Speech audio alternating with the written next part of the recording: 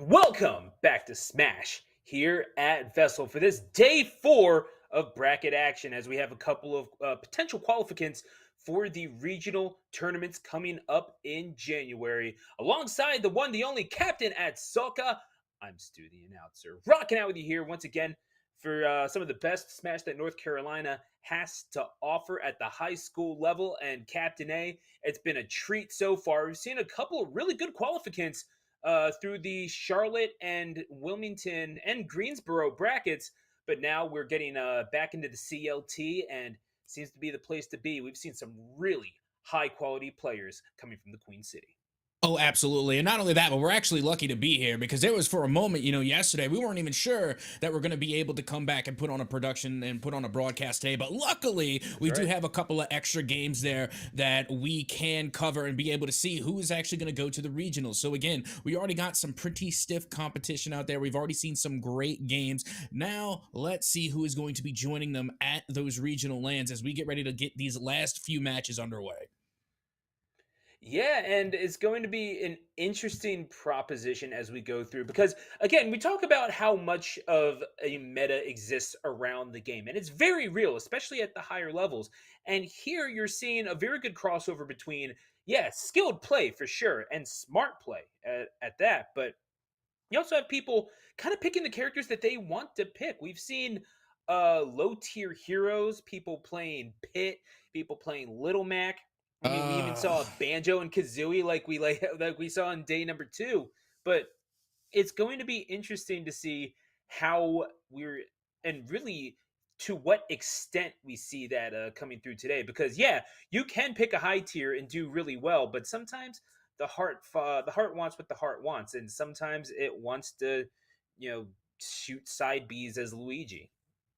Oh, absolutely. And it was really funny because yesterday we even saw a character that had picked Joker and then they went Pyramithra and then they picked Cloud. It Cloud, was yeah. like three like A to S tier characters, and all three of them fell short on every single round. And I believe they probably To a me lost sword to a fighter. Pit. Oh, you're right. It was the Me Sword Fighter. I was thinking it was Pit because Smarty. Yeah. I feel like Pit was just winning everything yesterday. Like Pit was just going on a rampage, Yeah. except in the final match where Roblox God fell to Jumbo Turtle. That was the first time throughout the day that we saw a Pit pick actually fall. Yeah, and the thing is, it's not like we hadn't seen Bowser succeed before because we had what was his name? Who Ooh. do really well Who? on the yeah who Who? who who right. Now this is where the tags get a little confusing, right? Because you got a guy named Who. We had to cast for a guy named a human. Literally, that's just the name. And yeah, but either way, Bowser and K. Rool dual wielding those things, and then also just a Kazuya to throw you off. Again, just a lot of really interesting picks, but it all comes down, it seems, to whoever plays their character. Well, obviously, who plays their character the best, but also plays it the smartest. And we are going to see some really interesting dynamics here because we got Oh Boogie. Put your hands together if you want to clap. We got the DK out here, but it's time to get flat with it. Armed War Potato on the Game and Watch. And now you see, this is going to be interesting just because you do have Donkey Kong, who is my favorite Nintendo character of all time. Nice little thunderclap right there on the up smash to land onto the Game & Watch. But, one of the problems we saw yesterday with some of those big heavies, remember, we had that hit going up against that Bowser. And, we were saying that's a lot of surface area to hit right there. That's a lot of space taken up by Donkey Kong that can inevitably be exploited by someone who's a little bit more quick and speedy like Game & Watch. Yeah, now we're seeing that Game & Watch is going to need to be really careful on the Smashville platform. That's how you're going to get your stocks. You want to use those moves with high knockback that you can deploy really quickly. Things like dash attack, things like down tilt, in order to take advantage of that DK's perhaps lack of mobility at the ground level. If he's going to get those attacks off, it's going to be with those quick little neutral airs like we saw there. It gives you just enough knockback to give you the KO off of that short draw distance there on the Smashville stage. Oh no, that is not the way you want to seed stock number 2, an own goal from Armed War Potato. Yeah, well, I mean, it's kind of do justice. Oh, Boogie, they couldn't recover earlier. They fell under the stage. So I guess Game and Watch falling under the stage is just, a little bit of a balancing act here. One character does it, somebody else has to do it too. So now here we are, one stock lead in favor of Oh Boogie, as now they're getting absolutely juggled by this Game and Watch War Potato, now on a war path as they are trying to even the damage percentages. Yeah, and just dual smash attacks, realizing that they're going to drop the shield eventually. But Armed War Potato, again, getting caught with the charge smash in the middle of the stage. I think you're going to want to go for those burial shenanigans at a little bit of a higher percentage. That does give you a little bit of knockback. You're tossing this DK around the stage like a dog toy. You're doing all right in that regard. But yeah, that's why you want to snap the ledge as DK, because again, a lot of landing frames on that up B. You go and get tagged pretty hard by whatever. Go for the judgment. Why not? And yeah, that's why. Eventually you lose the stage.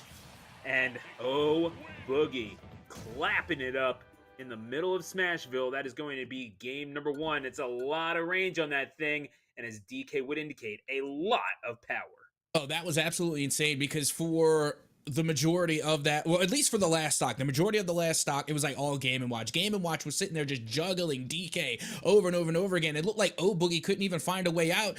And but like if you blink and you missed it, you didn't even realize that Oh Boogie was like sneaking in jabs here and there throughout the process of him getting cooked. I'm sorry, but they were. You had Game and Watch literally serving up breakfast on the edge guards there, and they were dealing a lot of damage to DK. They were landing the majority of the hits, but Oh Boogie again just sneaking those cheeky hits in ever so often, and then eventually finding the opening for that last thunderclap. My goodness, that is literally picking and choosing your battles there. And I got to tell you, Oh Boogie looked really strong as DK in game 1. Yeah, it was again really good opportunities being presented for O Boogie that they were well to do to take advantage of. But that's the thing that you need to do as DK. You're not winning the neutral battle, generally speaking. So you need to take advantage of that. You need to make up the ground. How are you going to do that? Power, just raw power. Get yourself up, truck through that blocking sled, and see how much movement, how many positive yards you can possibly get out of it. Get those slaps going. The nairs, whatever quick options you have, they're going to deal more than enough damage for you to be able to keep up. And even though you are the Game and Watch, you have really, really abusable things. And again, we saw him like playing a game of ping pong with himself, sort of the way that DK was getting bounced back and forth. But if you're dropping those strings, if you do something that isn't true, you are liable to be punished. And it only takes 2 or 3 flicks of the control stick for DK to be able to make that up.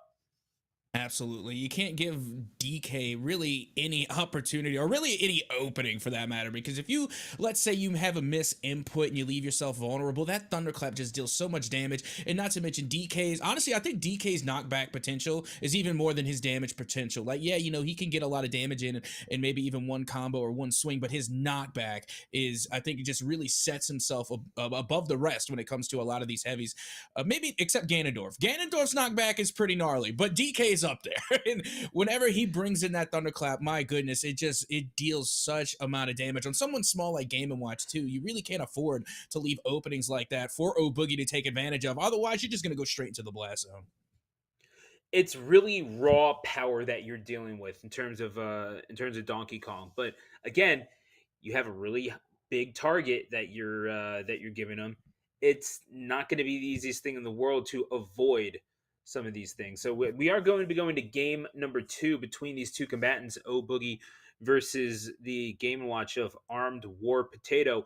What is it that you're looking for from the Game & Watch? Because again, really quick options. One of the better out of shield options in the game with the up B, the fireman.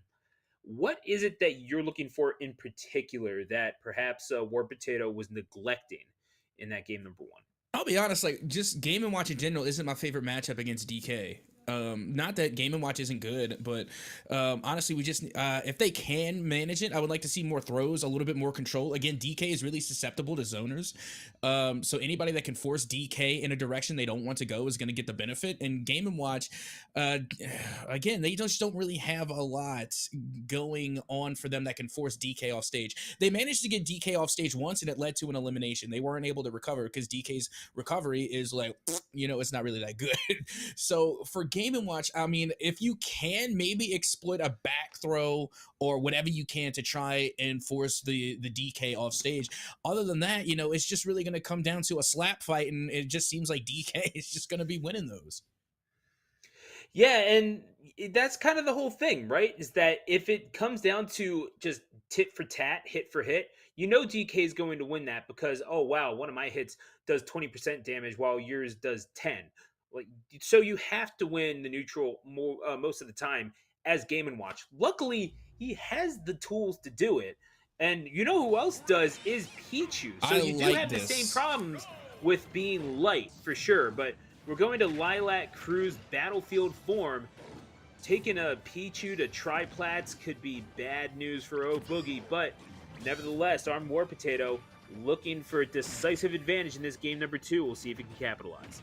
And you know what? I actually really like this pick. And I even made this argument, yesterday, or it might have even been the day before when we saw Fenris come out with the Pikachu pick. I even mentioned, I've been seeing a good bit of Pichus. And, the Pichu, a little bit speedier, but again, also very light, very susceptible to the blast zone. You are lighter than a character that has literally no third dimension. I don't know how that works out, but either way, Armed War Potato is going to have to negotiate that, is able to get the DK off the stage and exploit the weak recovery of Donkey Kong in order to take it 2 stocks apiece. But again, these jabs, you are punching a child in the face, Donkey Kong. Have you no shame? But Pichu still on the attack. This Pichu trying to make itself a menace and is looking for the smash attack. Will not find it. Gets cargo thrown for his troubles. Yeah, and the thing with Pichu is that they are speedier and they have a little bit more range and can cover a little bit more ground than Game & Watch. But with that being said, I do like this matchup a little bit better than the Game & Watch. But again, that susceptibility to damage Pichu, again, all the way into the blast zone, 90%, no problem for DK. Yeah, that is a rough time for Pichu. And now, as we're going into this third stock, Pichu again trying to hit these buttons, but not doing enough to get DK out of the shield. You need to start implementing the grab if you want to do something about it. But Oh Boogie, well timed on the roll. The evasive options coming out for Oh Boogie. And yeah, you can't really take advantage of the big frame of DK if you're not able to hit it. And right now, Oh Boogie is straight out playing this Pichu.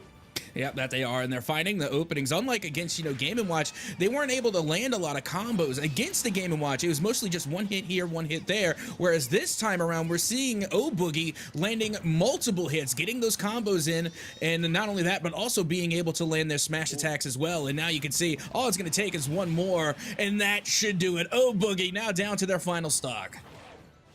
Yeah, and you're not really hurting all that bad, because even without rage, you're not without any power, and you're not even going to need it because Armed War Potato is going to, again, seed a stock where they just don't need to. So that's going to be game number 2. Again, going to Oh Boogie, not able to take advantage of the stage pick, and that's not what you want to be giving up if you're Armed War Potato. Again, you have areas of opportunity. You have a path to victory, but just not able to see it through, having a really hard time negotiating Wi-Fi Donkey Kong, which admittedly is tough.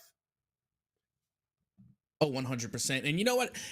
I might get some, I don't know, I might get some kickback or brushback from this, but honestly, I think Bayonetta would be great against Donkey Kong. Not to say that Bayonetta's not light, they definitely are, but if Bayonetta can just find one opening, they can literally combo and air drag Donkey Kong completely off stage, and that recovery, if you take them horizontally or even vertically, they're not going to be able to recover. So again, I really like that about Bayonetta because they do have an area of control. They're able to push their opponents where they want them to go, and even though they might not be able to get a lot of knockback on a character like Donkey Kong, they're still going to constantly force them off stage, and then you can follow up with the heel shooters, as I like to call them, and keep them off stage, and then literally you have an exploit against DK.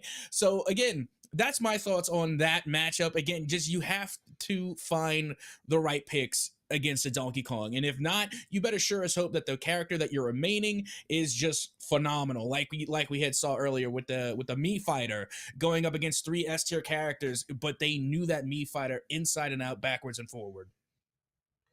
Yeah, no, that's the whole thing with Bayonetta. You're talking about a character that does like to put itself at risk with some of those sliding and burst options, but that's the entire character. That's how it plays in literally every game that she's in. So we're going to be running game number 3. I don't think we're going to be seeing the Versace Glocks of Bayonetta necessarily, but we're gonna see what running what Armed War Potato is able to bring to the table. Because again, it's not that the characters were lacking, but you just sometimes it's a matchup check. You don't get to play a competent DK every day because there are so many other characters. There are so many other heavies that are more valuable than DK. Sometimes one is just going to throw you off and check your knowledge of the game, which sometimes it's just not there. Sometimes you need to adapt. We'll see how well Armed War Potato is able to do so. But I mean, either the Pichu or the Game and Watch, of those two, which do you think you'd rather pick for this matchup? Oh, that's tough. Honestly, after watching both, I feel like War Potato is a little bit better on the Game and Watch. I feel like they had a little bit better of a show out. I think they did a little bit better of a job, granted, and I also think they landed a lot more hits. Even though they weren't able to get the knockback on a lot of those hits and confirm, they still were able to land more of them. And sometimes it's just being able to get more openings, more opportunities that are just going to lead to more eliminations, more stocks. And honestly, they just weren't able to get those with the Pichu. Even having them on a stage where you think Pichu might have the advantage against a character like DK.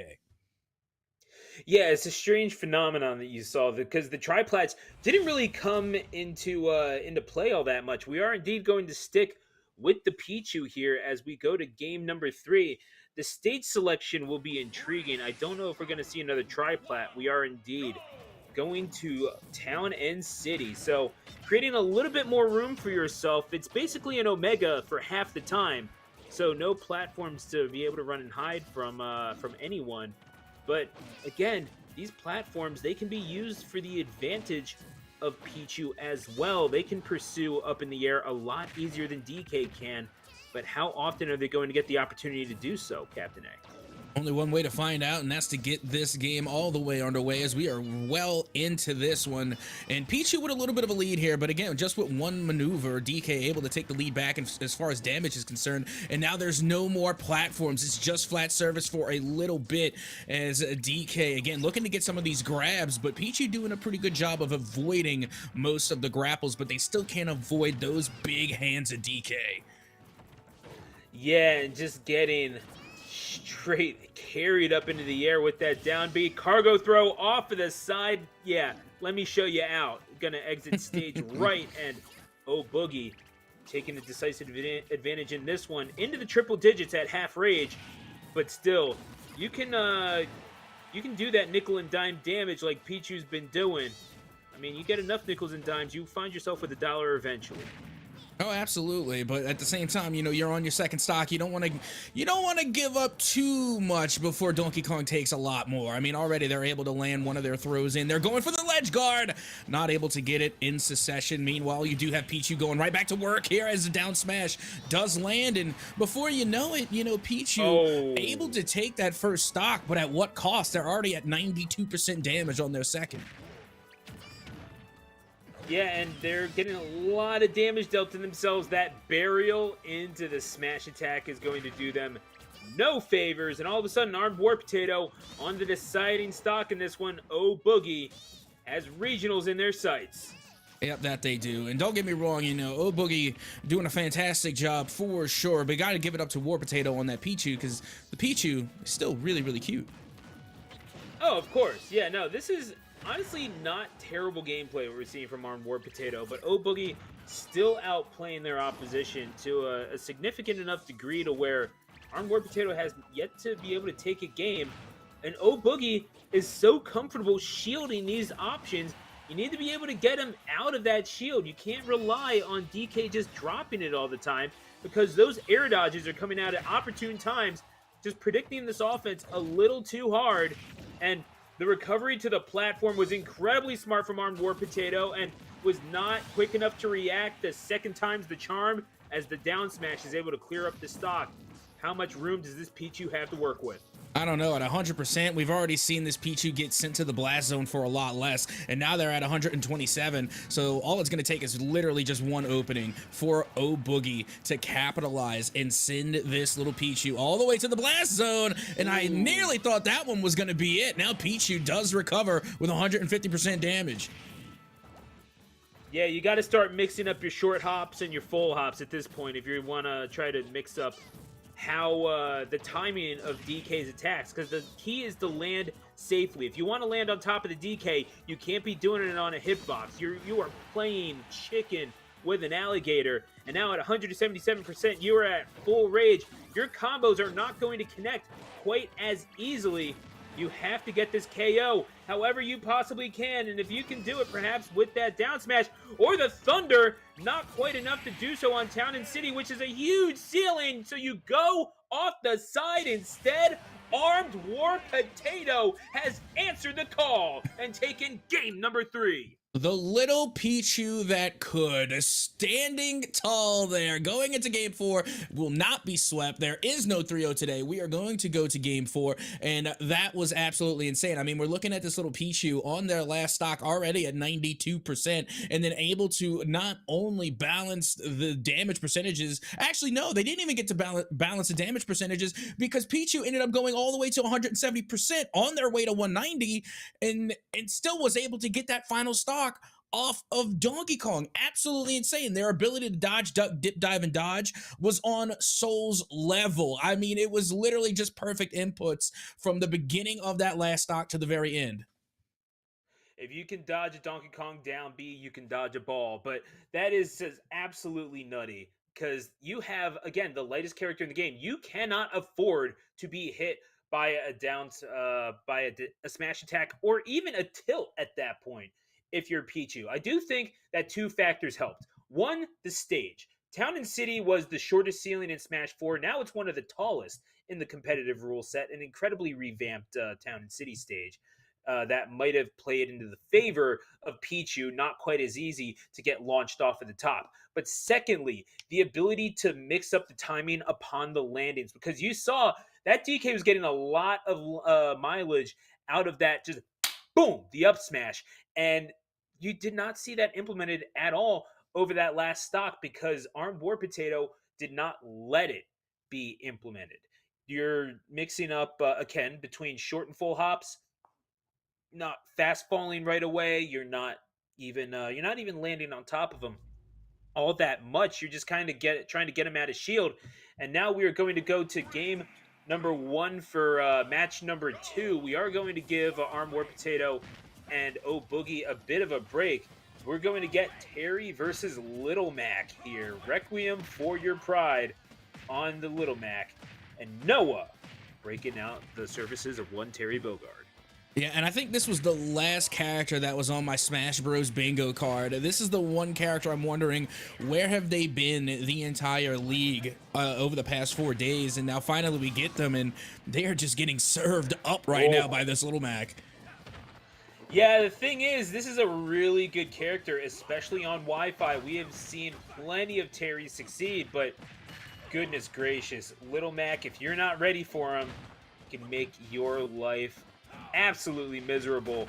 He's going to miss on the Gazelle Punch and will be punished off of the side for it. The recovery above the stage as Noah overcommits, and Requiem for Your Pride is made to let get back on. But as again, these smash attacks, these tilts, doing enough to send Noah flying. Still a 3-stock 2 advantage, as the down smash is just going to be eaten by the Terry. Get these counter punches going, and I think you're going to do just fine as Little Mac, but Noah needs to do a little bit more in order to leverage, I mean, just the advantage that you're able to have on the ground as Terry. And you know what's interesting is that you literally have the 2 main characters that emphasize, or rather, let's say the 2 main brawlers that emphasize a meter. You have the KO punch coming from Lil Mac, and then you have Go meter from Terry. And you love to see those 2 abilities go head to head, because they can do wonders just like that. What a fantastic forward air in order to get rid of the Little Mac and get rid of their Go meter in the process. Yeah. Oh, I'm sorry, KO punch. KO punch. No, I get it, man. It's you're going from Go to KO, and then things can just get mixed up. It's all good in the hood, but again, you're hitting that shield. You're not tagging Noah quite the way that you need to be, but you're keeping the Terry's feet off of the ground, which means they're not able to use those meters quite as effectively. If you stay on that platform, you're going to be power geysered. You have to expect it, but that's an unlimited resource until Noah loses that stock. But it's going to be a tilt. That sends Noah off of the stage. The recovery, the rising tackle, hitbox, giving him just enough room to get back. But as long as you've got your fists and a dream, you can use the former to fight for the latter. Requiem for your pride. Singing a dirge for the Terrian game number 1. And I'll be honest, with Lil Mac is it's interesting because Lil Mac doesn't get like the highest tiers in people's scorecards. They're always not up there with the best. But at the same time, Lil Mac has a pretty high pick rate. Considering when we see a lot of these competitions, a lot of these leagues, there seems to be a hefty pick rate going towards Lil Mac a lot of the time when it comes to brawlers, and for good reason. I mean, he's one of the speediest characters in the game. He's definitely the speediest brawler. So again, Lil Mac, the glass cannon, or one of the glass cannons of Smash, is just really fun to watch play. Honestly, I love watching a Lil Mac go to work, especially a good one. And you know what, I don't understand the disrespect on Lil Mac, because honestly, if you could take Tyson, I feel like you could take anybody. Yeah, real talk. And hey, Mike Tyson himself said he never seen such finger speed before after he beat him. So that's a pretty high praise, you got to say. And also taking down Mr. Sandman and Soda Popinski. That guy's no joke. But Terry Bogard himself, you got to respect someone who's able to walk into the tough part of Southtown and take down Geese Howard, because that is just unreal. But again, seeing that wolf looking a little toothless in the face of Little Mac, just not able to contend with the speed of Little Mac's buttons, kept getting just outpaced purely in terms of hand speed. Oh, absolutely. And then not to mention just the sheer power that comes with Little Mac as well. I mean, they can't take a lot of damage, but oh my goodness, can they put a lot of damage out. And then what's interesting is enough is I don't even think we saw a KO punch land that entire bout. I mean, it may have, again, if you blink and you miss it, but I don't recall the KO punch ever even connecting. It was just all Little Mac, all smash power that was inevitably getting those eliminations, taking those stocks off of Terry. And then again, Terry, they're no one to wave a stick at either. They are a phenomenal character. They are a great player, especially when you have Go Meter active and you can use those geyser abilities. There's so much to go with a Terry, which is why I thought this is going to be an interesting matchup, because they're just two great brawlers.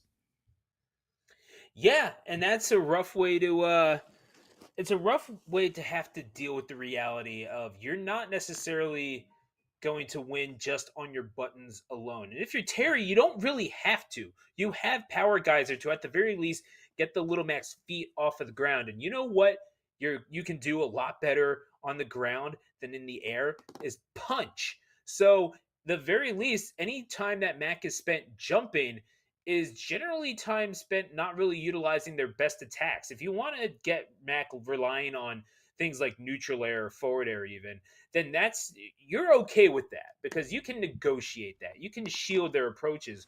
We go back now to Armed War Potato and Oh Boogie, as that Pichu lived to fight another day. And we are going to see how well Oh Boogie can have the jank work out for him, as we are going cruising for game number 4. Yeah, that we are. We're back to that 3-platform map. And, last time it was actually Donkey Kong to take the win here. So let's see if they could do it again. Meanwhile, we do have just about an even damage percentage. And Pichu, again, doing a really good job of dodging a lot of these heavy attacks that DK is throwing out. And, again, getting some cheeky chip damage in the process. But that down smash does hit. And, once again, DK just going back, doing DK things. Yeah, and that is what DK does best, in all honesty. 67% now. You do not want to go punch for punch with the Donkey Kong. Your only hope is that you get more of them off, which admittedly this Pichu seems to be doing just fine, but man, that is why you don't necessarily want to be knucking up with DK. Because if you commit your entire body to it, guess what his hands are going to be hitting? Your entire body. And it's not going to be fun. DK just, in that first stock, DK went for 3 claps, only needed to land 1 in order to take that stock. I mean, they went for 3. They only got 1, but that 1 was the only one that they needed. It got the first stock off, and now you can see the rebuttal and the revenge stock will come in kind from War Potato, and now we're here at 2 stock apiece. And now as we go to 2 stocks, yeah, this is bad news for Armed War Potato, because you got to make up a little bit of ground. You don't want to be in the situation that you were last time, where you're having to take 2 stocks really when you only have that 1. because remember that last comeback, it came at around the 100th percentile with the Pichu. But yeah, this is a full stock. This is a full stock lead that you have to make up now if you are Arm War Potato, and if you're O Boogie, you don't even need to do combos all that much. You can just kind of hit them with things like F tilt or just the F smash at the ledge with authority. Oh Boogie is gonna groove on into regionals. Yeah, that they are. They took the L in game 3, and you know what? I think they took that personally. They were not ready to fall another match. They weren't going to let it slip. They can afford to let one game slip, but they weren't going to let the series slip. They managed to come together, reel themselves back in, and find their stride pretty well there in game number 4. Took advantage of every single opening that was given to them by Pichu, and still, that Pichu, the little Pichu that could, did put up one heck of a fight throughout the series. Yeah, no, it was a fight for certain, but the thing is, even fights can be one-sided, and you got the effort there. Just again, Donkey Kong, that damage output. If you're not able to avoid those attacks, you are going to lose. And that is one of the things that you need to work on because offense is the secondary thing in a platform fighter in most instances. 9 times out of 10. Yes, it's nice to have combos, it's nice to have decent damage output, but the ability to move, the ability to position is imperative more than anything else. And that's the problem that you're seeing now when you're seeing lighter characters press buttons in the face of heavies, is that you're going to lose the damage output battle. So now Noah, realizing that force isn't everything, is going to instead switch over to one Richter Belmont, as we are going to see really just getting I think Noah might just be a Riddles fan because going with the Belmont and also the Terry, that is an inspired choice, if nothing else. What was also inspired was that pickup on the down smash. Not even a 2-frame, I don't think. I think it just hit below ledge. Yeah, honestly, that one was, again, pretty quick and hard to read, in all honesty. But I'm looking at I'm looking at Noah right now, and I gotta say, I really do love this pick against a Little Mac. I do think it's the right pick, but at the same time, you've just got to be really good with the Richter. And the main reason that I really like Richter is because I absolutely love Castlevania. So again, love Richter as well, and not to mention Richter being such a good zoner that he is in Smash. Again, this ideally would be a nice matchup, but this Little Mac, my goodness, I mean, Requiem is just too good. He's kind of saucing him, real talk. And I mean, the boomerangs aren't working. Just doing too good off of these rolls, which again has a shelf life. You do have rolls that scale for lag at the very end if you use them enough on a stock. So you only get so much room out of it. But is Noah going to be able to take advantage? As we're seeing Requiem for Your Pride starting to get tagged up just a little bit. Yeah, and we've had several opportunities, well, not several, but we've definitely had some opportunities coming in from Richter. But unfortunately, when it comes to that Morning Star, they have missed it at least 1 or 2 times, and it has costed them dearly, as that will be the last stock off of Noah, and Requiem for Your Pride will take a 3-stock win in game 2. Yeah, that's pretty convincing. And now Requiem for a Dream, good movie, but not the person that we're talking about. Requiem for Your Pride is who we're discussing, and goodness gracious, that may very well be because you're getting beat by Wi-Fi Mac. Real talk. That is a nutty one. And gotta say, man, yeah, it really might be a requiem for the tournament dreams of Noah, who did well to make it this far, but with the Terry and the Belmont. But I don't know if this is the answer going forward because this Little Mac seems to be abusing every last bit of what makes Little Mac a headache to have to deal with. Even though this is a low tier character, I mean, you're Belmont. You live and die off of the edge guard, and you have not gotten edge guard opportunities. That's a problem. That is a win condition, plain and simple. It needs to be realized. It just has not been able to come about yet. Absolutely. And you know what? I think right now that Requiem is just doing a good job of making their movements pretty unpredictable because, again, Richter Belmont, they have a lot of that utility that can cover a lot of the field. They can cover a lot of the area, which that's what makes them a decent zoner is, again, they're able to throw out the fire bombs. They have the boomerangs. They're able to really come through with the dash attack and the Morning Star. The Morning Star has got to be the most important piece of your equipment. It's the most important piece of Richter Belmont. And unfortunately, in that last bout, we just seen them miss the Morning Morning Star just a little bit too much. Again, even when they had the opportunity, they were able to throw the firebomb down. They caught Little Mac off guard, and within that stun motion, they went for the Morning Star and they weren't able to time it right. And if you can time that Morning Star correctly, you're going to be taking stocks off a Little Mac, no problem. So again, it's just being able to get the correct inputs at the correct time is just going to make all the difference on a character like Richter Belmont. Yeah, and it's just a tough way to go about things if you're missing all of those if you're missing all of those things. The Morning Star, again, you're doing it to clear out the horizontal space, and yet Little Mac is still beating you through the air. So what are you doing after you throw the Morning Star? What are you doing it with purpose? Are you doing it specifically to hit the character, or are you doing it to set up another option? Are you doing it to trap Little Mac in the frames of something? Like there's so many things you're gonna need to be able to that you're gonna need to be able to negotiate that I guess hopefully that doesn't get us stricken. Goodness gracious, that was a ringtone. But shout outs to Prince, by the way. But yeah, it's a tough way to go about things if you are the Richter. If you're not able to set up for your future considerations, then you're just not gonna have a good time in general. Well, we're getting ready to head to our next matchup. It's going to be Ralex versus Lemon. And you know what? I'm here for this one. This one's going to be fun just because you have an absolute, well, not even absolute, a literal demon in Kazuya. And then you have this, just adorable little squish ball that is Kirby. Now we get this Ralex and Lemon going at each other, man. I don't know if the Kirby is going to be able to stand up to the Kazuya. But then, and, man, if that is any indication, goodness gracious, Captain A, Lemon might be in for a long night.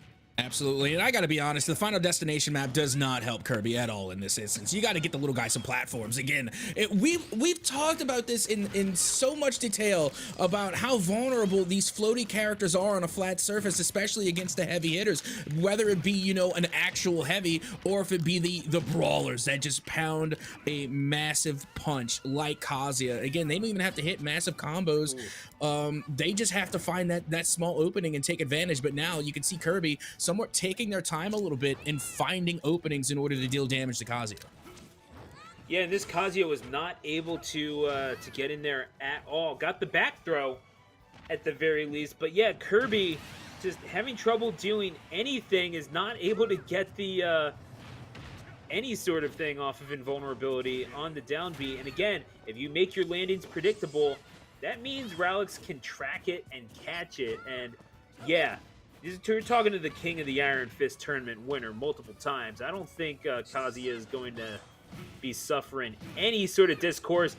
Not from Kirby, not from anybody. Was looking for the uppie to finish it off. Lemon, with a desperation maneuver, is able to get back out of it. But yeah, Lemon is just, you gotta stop down being, bro. I don't know what to tell you, because you keep getting caught as you pop out of it. How many times do I have to teach you this? Says Ralex. That's how you do it in martial arts, man. You gotta learn the hard way. Yeah, I mean, we've seen it quite a few times. They go for the down B, and then honestly, that's what Kazuya was kind of anticipating. They were counting on it because every single time it just left to a forward smash, and then inevitably left to a stock being taken off of the Kirby. So again, just a fantastic display of some Kazuya play. But at the same time, you got to feel bad for the little puffball that is Kirby. One, because they're so cute, but two, because they were on Final Destination. It really was not a good stage for them against someone like Kazuya.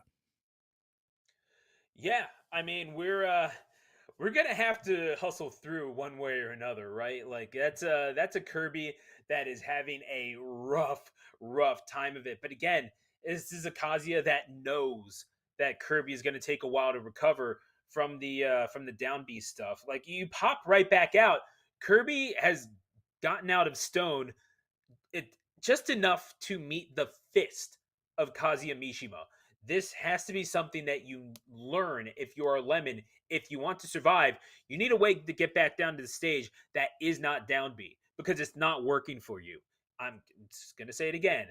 Do not down B unless if you're trying to land. Like, just don't. Ralex sees this, he's telegraphed it. You gifted him 2, maybe 3 stocks that way. There's no reason to do it. But Noah versus Requiem, we are going to get back to that, I believe. And yeah, as they are going to be playing game number 3 before us, this Little Mac is doing really well at catching their opponents in their own right. Because again, you're talking about someone who does really good with their fists. You're getting a big target to hit, but it's a tough one at that. Let's see if your fist can break through the gold-plated belly of King K. Rool. Well, only one way to find out. And honestly, with the belly armor, one of the few characters that I see routinely break the belly armor is Little Mac. So honestly, if there is a counter pick to K. Rool, I feel like it is Little Mac, to be completely honest. Again, being able to watch them go to work, and not only that, but once they get that KO punch, I mean, that can make short work of almost any character, including the heavies. And Ooh! as we say it, they don't even need the KO punch. They're able to take them out with a nice combo right there at the edge. Yeah, you thought that you had the play in mind. I got the answer. I've got the counter punches. Requiem for your pride, indeed, is at 92%, drawing first blood in game 3 of this best of 5. We'll have to see if we can even get to a game 4 here, because Requiem got Noah singing the blues. Yeah, so far, but we are seeing a little bit of a resurgence from the K. Rool on the second stock. I mean, right now, it is going to be finally the first stock taken away off the Little Mac, and now we have ourselves once again a tie game, 2 stock apiece. And that is a breath of fresh air for Noah. The fact that you know that you can do it. Requiem getting a little cheeky with the rolls, and Noah with the good coverage option on the ground. That Fat Splash covers a lot of ground. And in fact, I think we saw a K. Rool take a set with that very maneuver, just because it is such a good coverage option on the ground. How many times are you going to get counterpunched, though, man? Like, you are not the type of character that rushes down. You're not the type of character that initiates offense. You are there to troll the ever-loving bejesus out of them, and you are getting counterpunched as a result of you getting just a little too aggressive. And you know what? I'm really not seeing enough of the musket, especially with the musket suction where they can actually throw Lil Mac. If they can get Lil Mac off stage with the musket suction combo and really start controlling where Lil Mac goes, they can force Lil Mac off stage and then, you know, pretty much just let their recovery be their shortfall. But it's not going to happen. Requiem for your pride, as the Little Mac will take this series 3-0 over Noah. Yeah, this was textbook stuff from Requiem for your pride. And again, talking about play who you feel comfortable with. Lil Mac can be that guy. You're getting sauced by him. He's running around all over you. You're trying to catch him. I mean, slippery like a bar of soap in the bathtub. You can't quite get a hold of him. And it's just a rough go of it in general if you're trying to play catch up, especially with someone like K. Rool. Like, you ain't gonna try to win a car race in a monster truck. That's just not what the game is. You're there to overpower and to crush if they try to approach you. But then now you're getting counterpunched because you're holding forward just a little bit too much. Again, positioning is king. Requiem for your pride seems to know that and was able to play around Noah, who I feel like is a better player than that score was indicative of. But you, again, just maybe a little bit of a tweak on how they're moving throughout the stage could wind up being the key to victory against a player like Requiem for your pride at a later date, as we get back to Ralix versus Lemon for game number 2. And this is going to be our first Ganon pick of the entire league, and I couldn't be any happier right now. Not that Ganon is my favorite character, but, you know, again, we're checking off boxes in my Smash Bingo card, and Ganondorf was definitely in it. You know, they weren't near the free space. This is one of the corners of my Smash Bingo card, but I am just so glad that they are here now. And keep in mind, you know, Ralix previously was on the Kazuya, and now they're switching things up. Even after getting a win, they're switching to this Ganon. Yeah, and talking about play what you're comfortable with. Like, okay, mixing up the recovery, trying to do it with the up B this time. But again, you're talking about landing frames on that thing. If Ralix is able to, going for it with the command grab.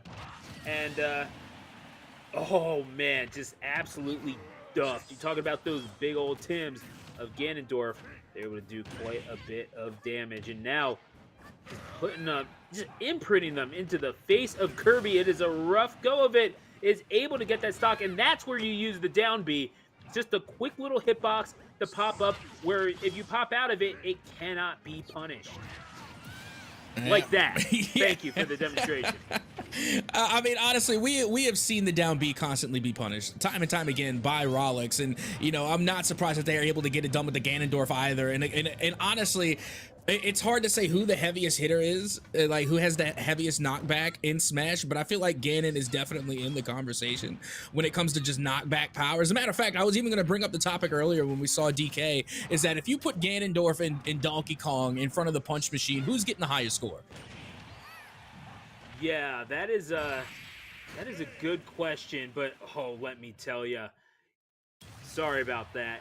I was just watching you get Doriad out of existence. So Rollick's going to take game number 2, and yeah, pretty convincing. You're talking about punishment off of landings again. Just this is what you're getting. This is how it is, man. Like, you have to be able to land on Final Destination if you're going to do it. And right now, it's just Rollick's pinpointing exactly where they're going to go, where they want to have their feet touch the ground. And hey, what if instead of the ground, it's my sword? That's been the game plan of Rollick's, and he's been doing it to relative efficacy. Oh, absolutely. And then not only that, but just showing off with the Ganondorf a little bit there, just because, Ganon's not everybody's favorite pick either. And, just seeing Ganon really go to work is a real treat. And just because we have yet to have a Ganon pick on VESL, at least so far, to see one come out this late in the series, I got to tell you, it is an absolute delight. And then not to mention, Kirby, they kind of fell short there. It's an unfortunate, it feels bad, but, Kirby is an adorable little puffball, and that could, be somewhat of an attribute because Ganon is just as ugly as sin. Yeah, it's not a great way to go about it, but we are going to see if Lemon can perhaps make the necessary adaptations, and we are going to get one more between these two at the very least. Rollix and Lemon. The Sorry, I'm just reading the note in our Discord from our producer. I'm not sure how that happens, but we'll talk about that later on. We'll get to game number 3 between this Kirby and really whatever Rollix decides to play next, because it seems like Rollix is just looking for a challenge at this point, because Lemon has yet to really give Rollix a run for his money. One thing that I find is interesting is like how often Kazuya correlates with heavies, with notable heavies, because Kazuya is a brawler. I consider Kazuya more of a brawler than they are a heavy. I mean, but it's really interesting to see because when we watched who was a notable heavy who brought out King K. Rool, then brought out Bowser, but also had a Kazuya pick waiting in the wing. So it's really interesting to see how often that, heavy mains, which honestly I'm thinking going into this one that this might have been a Kazuya main, but no, they switch over to Ganon. So clearly someone who also frequents the heavies. And it's just interesting to me to see how often Kazuya picks and, heavy mains and or vice versa tend to coincide. That it seems about right. We are going to get 2 character switches all around, and it's as if you were trying to summon her. The Umbra Witch Bayonetta makes her presence known on this stream, going up against Sans Undertale. Okay, is this a creeper skin on a Mii brawler? Yeah, what you have to... I love the Fortnite generation for inventing irony. Goodness gracious. But yeah, that's going to be the recovery not really coming through for Rollix. Bayonetta's recovery is not nearly as free as it used to be. And now we're getting Creeper Sans. Cannot believe that's a thing we're saying. But yeah, Creeper Sans is just... that's... Lemon, the Bayo ain't it. The Bayo's not it. I'm going to tell you right now. I mean, I love Bayo. Don't get me wrong. Bayonetta is definitely the answer in certain circumstances, and as a matter of fact, I think they could have been a good answer for the Little Mac. Maybe, given the right circumstances. Yeah. But with practice, it can absolutely be a good shot. But Rollix is just gonna do that to you. Why even bother to recover? Ostensibly a 3-stock victory at the very least. It's a JV3 for Rolex. Yep, that it is. Again, another spectacular performance because now we even get a bigger insight on what, Rolex has in their arsenal there. They were able to come out with a Kazuya, then they bring out the Ganon for like no reason. And then they finish things off with the Mii fighter, and again, in that last match, it just went by even faster than I honestly thought it was going to. Just because, again, I like Bayonetta. I'm a big fan of Bayonetta. Had high hopes for Bayonetta, but unfortunately, it fell short. But again, you just got to watch out for this character. Rolex is definitely going to be a top contender in regionals for sure. Absolutely. And the thing with Bayonetta is that apps 100% viable, but you need to be able to practice the recovery. It is not as free as it was in Smash 4. You need to be able to mix in the afterburner kicks with the witch twists. And it does have range, but it's not just simply tap up the up B a couple of times and then you're good to go. No, you need to it needs to be a little bit more thought out than that. But either way, that is for another day. Plenty of time for Lemon to practice. You can see the workings of a good player in there. It's going to be Rolex that takes the spot in regionals. And with that, I think that's going to do it. We have our qualificants for the regional brackets in Charlotte, Greensboro, and Wilmington for the tournaments in January. The lands.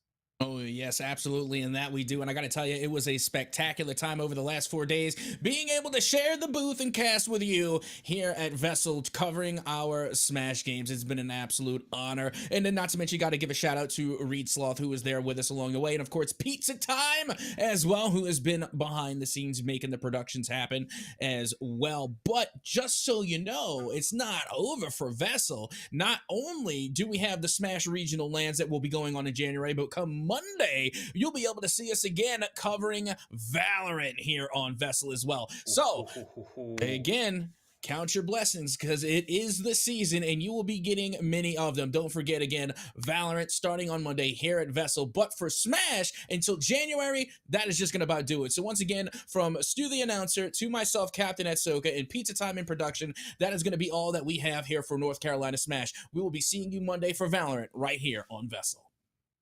Happy